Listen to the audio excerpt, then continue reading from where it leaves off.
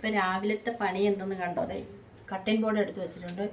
അപ്പോൾ എനിക്കിന്ന് രാവിലെ കുറച്ച് മുരിങ്ങയില കിട്ടിയിട്ടുണ്ട്. അപ്പോൾ മുരിങ്ങയില കിട്ടിയപ്പോൾ ഞാൻ വിചാരിച്ചു എന്ത് ചെയ്യാം മച്ചി, നമുക്കത് ഒന്ന് ചക്കക്കുരു മുരിങ്ങയില തോരൻ വയ്ക്കാമെന്ന് വിചാരിച്ചു. അപ്പോൾ നമുക്ക് ഫ്രഷായിട്ട് കിട്ടിയ സാധനം ഫ്രഷായിട്ട് തന്നെ അങ്ങ് വയ്ക്കാം. കാണിച്ചു തന്നില്ലല്ലോ.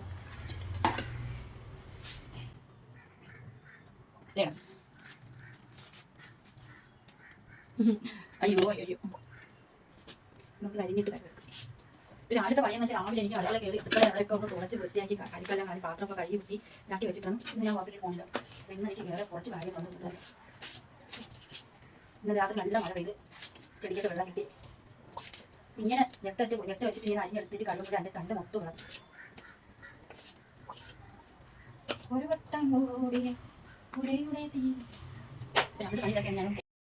അങ്ങനെ ദേ ചക്കക്കുരു മുരിങ്ങയില മുട്ടത്തോരൻ. അപ്പം ഞാൻ മുട്ടയും കൂടെ ഇട്ടിട്ടാണ് നന്നായിട്ട് വെച്ചിട്ടുള്ളത്. അപ്പം നല്ല ടേസ്റ്റാണ്.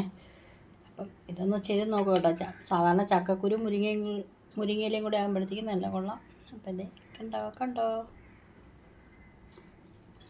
അപ്പം ഇതിൻ്റെ കൂടെ ഞാൻ വേറൊരു കറിയും കൂടെ വെച്ചിട്ടുണ്ട്. അത് പൈനാപ്പിൾ പുളിശ്ശേരി.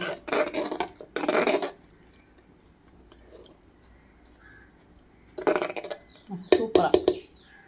അപ്പം നമുക്കിന്ന് ഇതാണ് കറി. ഇന്ന് ഇത്രയും സമയം മീനൊന്നും കിട്ടിയിട്ടില്ല കേട്ടോ. അപ്പം തേങ്ങയൊക്കെ ചെരുകി വെച്ചോണ്ടായി ഈ നിപ്പ്. എങ്ങാനും കിട്ടിയാൽ വെക്കാമല്ലോ എന്ന് വിചാരിച്ചു. അപ്പം ഇന്നത്തെ കറി ഇതൊക്കെയാണ്. പെട്ടെന്ന് ഉണ്ടാക്കി. പിന്നെ തോരൻ ഇത് വെച്ച് കൊണ്ടിട്ട് വേറെ തോരനൊന്നും വെക്കുന്നില്ല. അപ്പം മുരിങ്ങയില മുട്ടയും ചക്കക്കുരുവും ഇട്ടിട്ടുള്ള തോരനും വെച്ച് പൈനാപ്പിൾ, നല്ല പഴുത്ത പൈനാപ്പിളെ അതിട്ടൊരു പച്ചടിയും വെച്ച്. പുളിശ്ശേരിയില്ല, പച്ചടി, പൈനാപ്പിൾ പച്ചടി.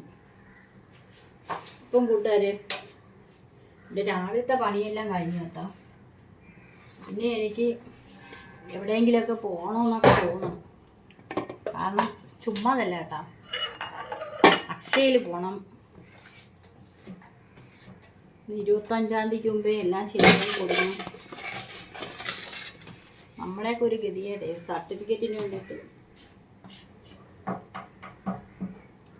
അക്ഷയ സെൻറ്റർ 100 ഇറങ്ങി. എന്ത് ചെയ്യാനാ? അതുകൊണ്ട് ഇന്ന് വേറെ ഒരിടം പോണില്ല. കാരണം ഇന്ന് അമ്മയടുത്ത് ഞാൻ പറഞ്ഞു ഇന്ന് വരത്തില്ല എന്ന്.